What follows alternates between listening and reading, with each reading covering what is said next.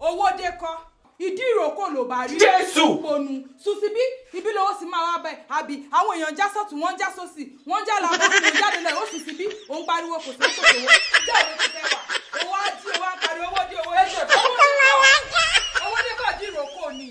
mo lẹ́la ní sá sídí ìgbà ni mo ti sùn síbí báyìí. máa bira ẹ You think say you dey wise?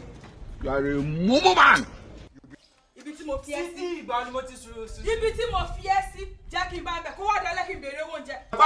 ó já mi lára jẹ. ìyẹn kò má sọ ṣé mi kì í fà lówó ni. what? àkókò délé mi bá ló ṣe rí. ṣé bí ìgbálẹ̀ kọ́ ló ṣe rí ni. wọ́n ẹ̀yìn sí olórí dẹ̀mùdẹ̀mù bíi bẹ́ẹ̀ tó kó sínú omi. Jésù. Our mumu not too much.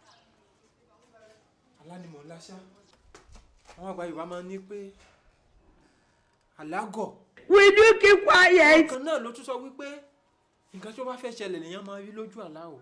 You be mumu. You think say you dey wise? You are a mumu man. kò sí ara láti ṣe ìlú àmà ti ṣe ara. You are a mumu man.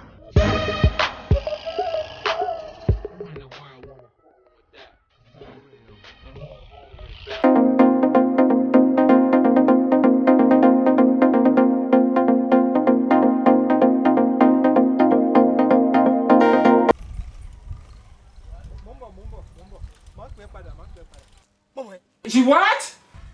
Oh, mommy. Ojú ọmọ mi. Baba. Number.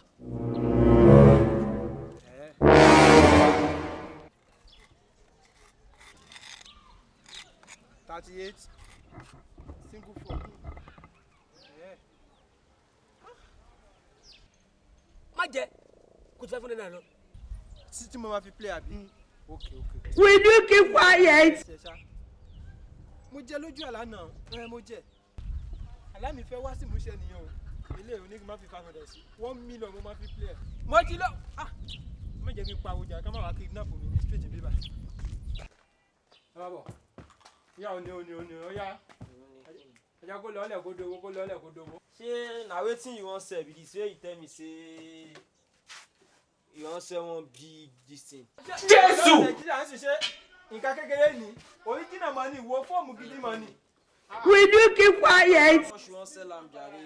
Ká ní pé mo fẹ́ data tí ò kí n ṣe pé mo ní ìdówó 70,000 ló yẹ kí n ta àmọ́ gbogbo ẹ̀ fún mi 50,000.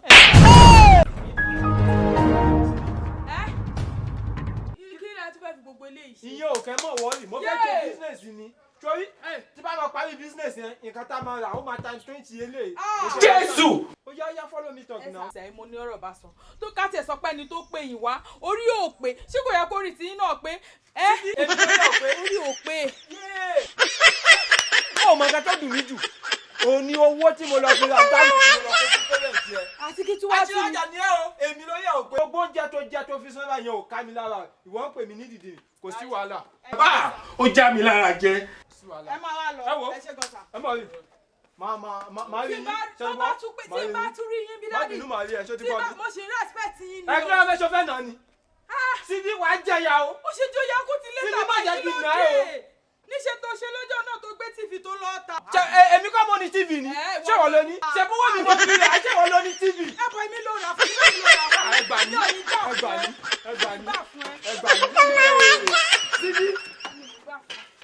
síbí bàbá láńlọ́ọ̀dù. síbí ó máa ń ká ìwọlé mọ́ ni ẹ máa gbà mí kọ́lọ́ má jẹ́ kéèyàn tọ́jà rà. ọkọ tìyàwó èwo ló ṣẹlẹ̀ ṣe fẹ́ kó kúrò lé ni. kò yé mi o ọkọ mi ní fẹ́ bí òun rè wọ́ tó bá yí àìwá bàbá láńlọ́ọ̀dù ẹ̀ ṣe. wo àwẹ̀ o tí ìwọ kọfẹ́ o ọlọ́run bá ń yanjú ẹ o. ṣé náà tún máa sọ rè bàbá láńlọ́ọ̀dù àbí kí wàá nílé ọ̀lọ́ ẹ́ tí àtúnyẹ pé o ò ṣe set o ò ṣe fún tíà o tún jẹ́ ìdàgbẹ́rẹ́ ọkọ òun náà o tún fẹ́ lọ tà bẹ́ẹ̀ tẹ́ parọ́ ráńfẹ́ gbẹ́kẹ́gbẹ́ ni àbí irú kí lélẹ́yìn ọlọ́mọ àwọn agbẹ́ tó fẹ́ pé mi máa tètè dé mi ń tètè dé ọmọkùnrin ìyá pàtàkì ni ẹ̀yin ará àdúgbò ẹ̀ẹ́dẹ̀gbà ẹ̀yin ará àdúgbò rẹ̀ aṣojú èmi àti ẹ̀ wọ́n bá mi kó o máa ń You are a mumu man. Ọlọ́run sí tí anyway ṣá fún gbogbo èèyàn ará alẹ́ tí mo èmi náà. My name is Salamatu nígboro ayé, they call me Sàlẹ̀ ẹlẹ́nu bẹ́ẹ̀ ni Sàlẹ̀ ẹlẹ́nu mo jẹ́ kéésì mọ́ ọmọ mi. Gbogbo orúkọ lẹ lè pè mí. Ẹ̀yin tèmi mo fẹ́ kẹ́ ẹ bá mi subscribe sí Òpómúléró Comedy TV lórí YouTube. Ṣé rí eléyìí tàṣẹ drop tó bá tún di next week àá tún drop mi. Episode mi tún ṣe kí ni ó tún ń bọ̀. Kẹ́dẹ̀ turn on post notification, subscribe o, ẹ subscribe o. Ẹ má yẹ kí wàá ṣe kí ni kí wàá ṣe rere ẹ fún mi o. God bless you.